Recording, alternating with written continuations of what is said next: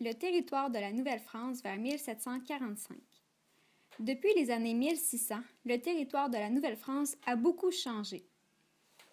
Suite à cela, la Nouvelle-France a eu une expansion territoriale impressionnante.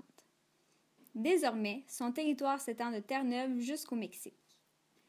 Les grandes villes, telles que Québec, Trois-Rivières et Montréal, se situent dans les basses terres du Saint-Laurent et à proximité des cours d'eau. L'immensité du territoire de la Nouvelle-France apporte beaucoup de ressources et d'avantages. Elle est reconnue pour ses plaines, pour le fleuve Saint-Laurent, pour les grands lacs, ses chaînes de montagnes et ses différentes colonies qui peuplent le territoire. L'eau qui est présente en abondance sur le territoire permet le commerce, la communication entre les grandes villes et les autres continents.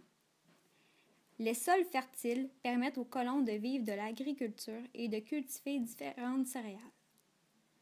La faune variée favorise le commerce des fourrures ainsi que la chasse. Le poisson est également une ressource inestimable de la Nouvelle-France. Beaucoup de colons s'adonnent à la pêche. La flore est elle aussi très diversifiée et permet différentes cultures.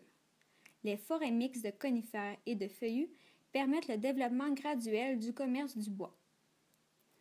Outre le fleuve, qui est la voie de commerce principale, les premiers rangs et l'arrivée du chemin du roi facilitent l'accès aux grandes villes. Les colons sont sédentaires et vivent selon le régime seigneurial. Les voies de commerce terrestre assurent donc le peuplement dans les seigneuries. Le climat varie d'un bout à l'autre de la colonie. Les 4 saisons sont présentes et amènent des hivers froids, de grandes quantités de neige et de grands vents.